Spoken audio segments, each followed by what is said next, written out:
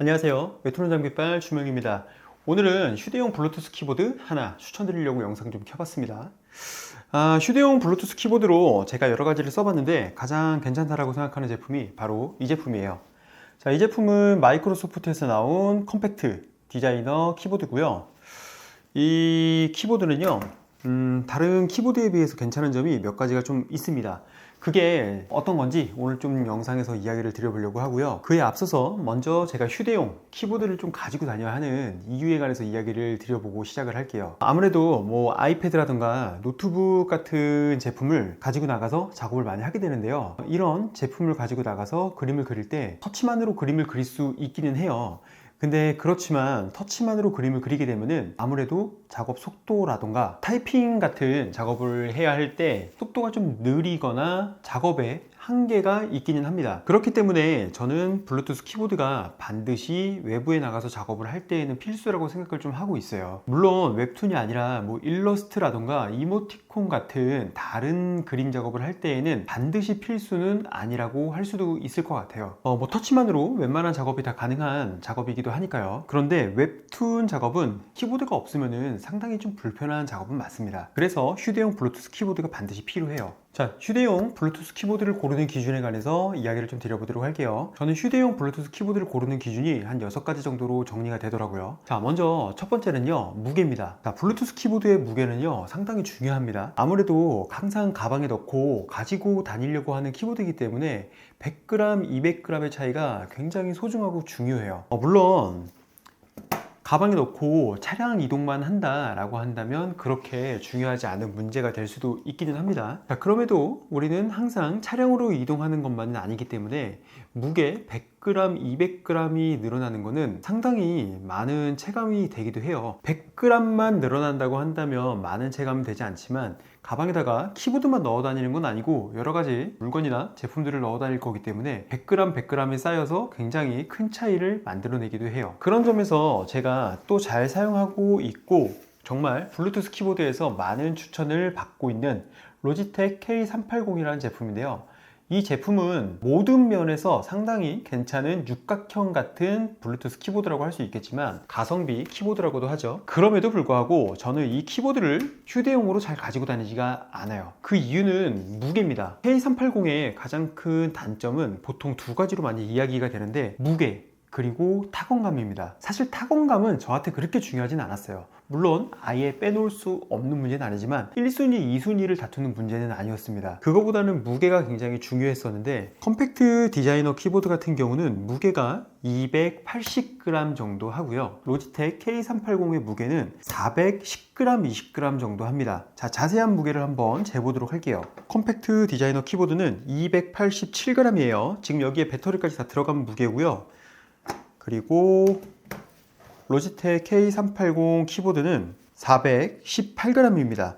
물론 이 제품도 배터리가 들어가 있는 상태고요. 130g 정도의 차이가 나는데 저는 블루투스 휴대용 키보드는 400g이 넘어가면 휴대용으로서 좋은 키보드라고 생각하지는 않습니다. 블루투스 휴대용 키보드는 200g 정도가 되는 게 가장 괜찮은 것 같습니다. 200g대에 들어서는 키보드 중에 만듦새도 좋고 튼튼하고 그리고 좋은 회사에서 만든 키보드가 생각보다 많지가 않더라고요. 그런 점에서 마이크로소프트 컴팩트 디자이너 키보드는 무게가 200g인데도 불구하고 상당히 디자인도 좋고요. 튼튼하고 여러 가지 장점들이 많았습니다. 자, 그래서 바로 두 번째가 만듦새예요. 가볍기만 한데 만듦새가 안 좋고 튼튼하지가 않다. 가벼운 게 의미가 있을까요? 그렇지 않더라고요. 그래서 무게가 가벼우면서도 튼튼한 제품, 그게 되게 중요했고요. 그런 점에서 컴팩트 디자이너 키보드는 꽤나 만듦새도 튼튼하고 아주 좋습니다. 자, 그리고 세 번째는 디자인입니다. 깔끔하지 않나요?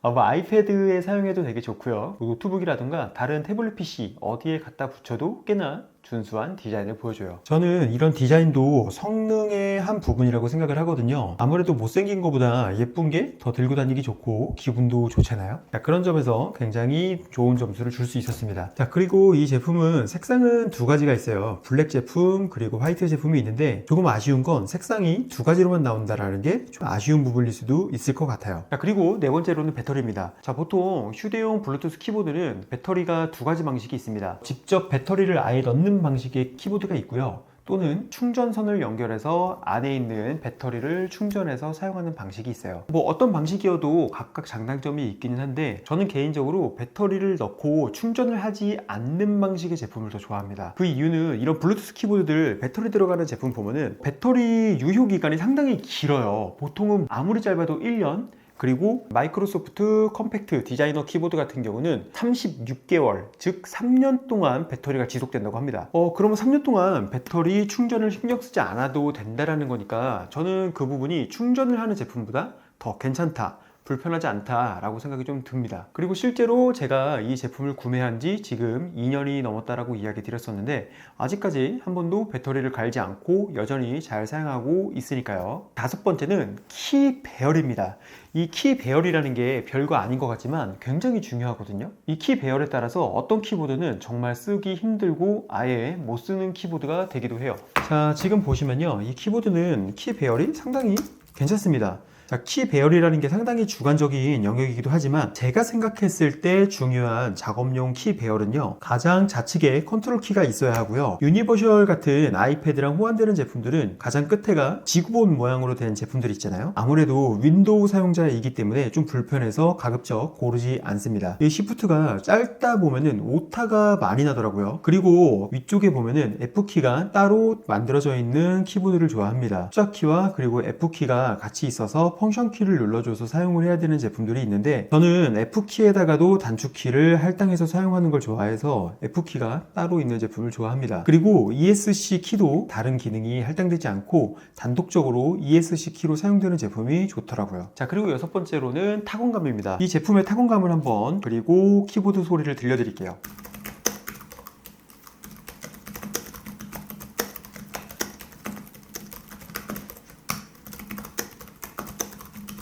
지금은 제가 소리를 좀 잘 들려드리기 위해서 다소 소리가 나도록 두드려 보고 있는 건데 이 키보드는 상당히 조용한 키보드에 속한다라고 생각해요. 키보드 소음은 별로 없는 측에 속하는 것 같습니다. 타건감은 굉장히 괜찮은 편이고요. 그리고 펜타그래프 방식으로 키감이 눌러질 때 그리고 다시 올라올 때 반발력도 적당해서 작업용으로도 그렇고 타이핑용으로도 상당히 괜찮은 축에 속한다라고 생각이 들고요. 카페라던가 또는 도서관 등에 가서도 정숙하게 타이핑을 할 수 있을 정도로 시끄럽지는 않습니다. 자, 이렇게 6가지가 제가 블루투스 키보드를 고르는 기준인데요. 물론 완벽하진 않지만 이 대부분의 모든 것들을 갖춘 제품이 바로 마이크로소프트에서 나온 컴팩트 디자이너 키보드였습니다.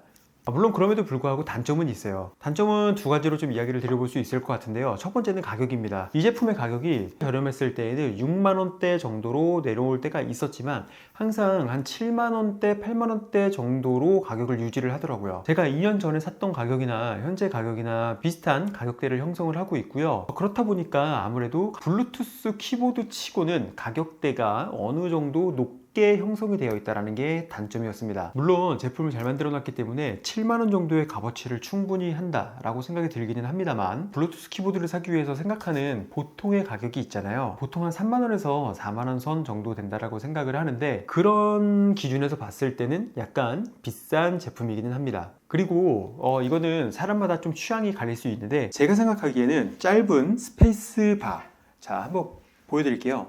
이 제품이 지금 K380하고도 비교를 해봤을 때 스페이스바가 좀 짧습니다. 자, 그리고